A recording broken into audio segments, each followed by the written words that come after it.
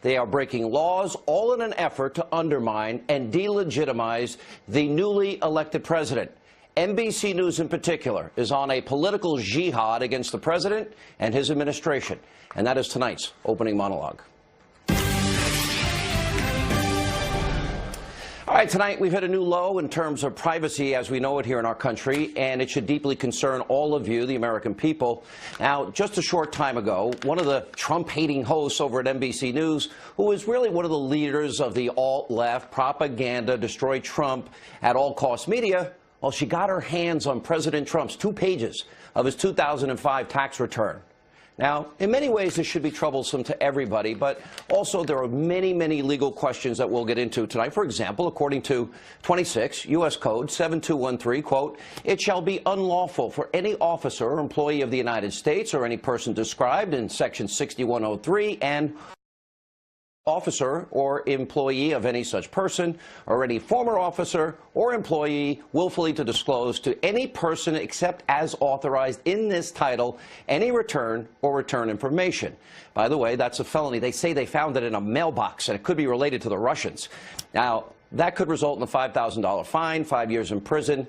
Now, tonight ahead of this criminal release, well, the White House revealed, well, in 2005, Donald Trump paid $38 million in taxes on $150 million in income, which, by the way, legal deductions, I'm sure. That's not a scandal. But here is what the scandal is tonight.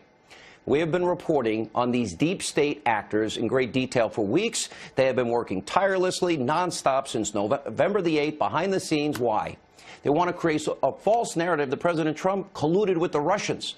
Now, of course, reports have now been debunked. That is a fake news story. We've also told you about how just weeks before he left office, President Obama altered Executive Order 12333, which allows widespread sharing of raw data collected by American intelligence agencies, and that added 16 additional government agencies.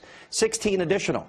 And their employees now gained access to top-secret intelligence they never had access to before. He did this 2 weeks before he left office. But what we're seeing now is becoming far worse. Now it's a clear and present danger that has emerged, and it's threatening our democracy and the will of the people, because we have people in our government today who are committing felonies now on a weekly basis. These saboteurs, they're trying to prevent the president from doing the job that you, the American people, elected him to do. Now, aside from the president's taxes, take a look at this. Look at all the other leaks that have gone on since Donald Trump won the election. Take a look at all that. Now, this didn't happen when President Obama was in office, but we now have deep state actors, some who broke the law by releasing the president's taxes, all in an effort to destroy his presidency. Now, it wasn't bad enough that Obama used the IRS, remember, as a weapon against conservatives and conservative organizations. They took the criminalization of political differences to a level we've never seen before.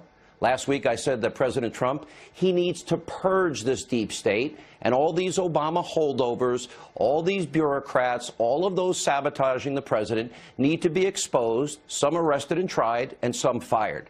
Now, tonight's example is exactly what I'm talking about. Now, the other issue we've got to address tonight is the corporate jihad being waged by NBC News against President Trump. Now, as I said earlier, they're the leaders of this alt-left propaganda, destroy Trump at all costs media, and now releasing his 2005 tax return.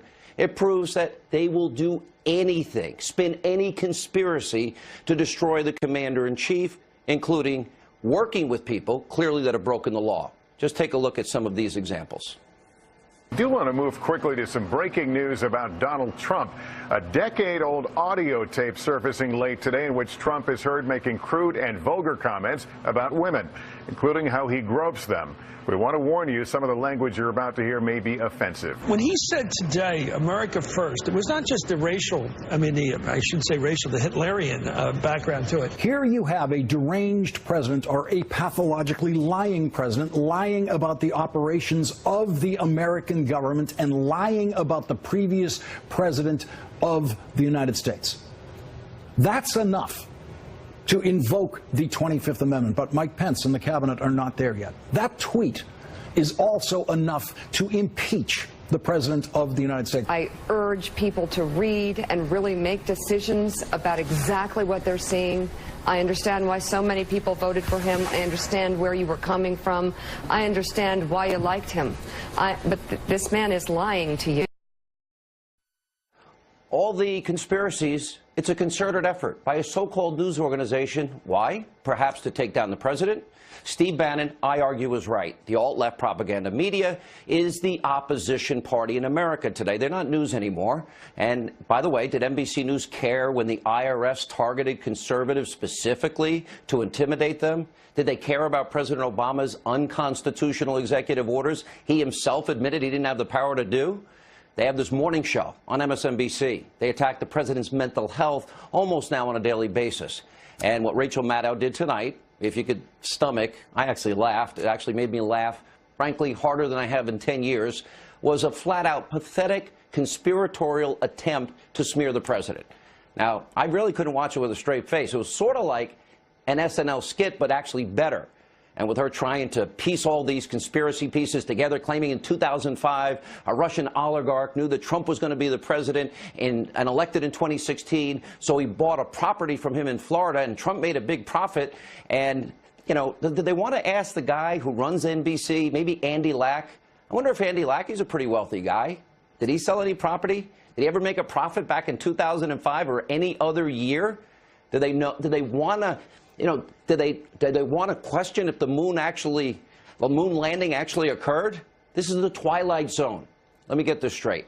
Russia knew in 2005 that Trump would be president in 2016, but if you watch the tape on election night, even up to the last minute, NBC News didn't think it was possible that Donald Trump would become president. This is the Twilight Zone. So tonight, let's set the record straight. NBC is not news. It is deep state Obama propaganda television.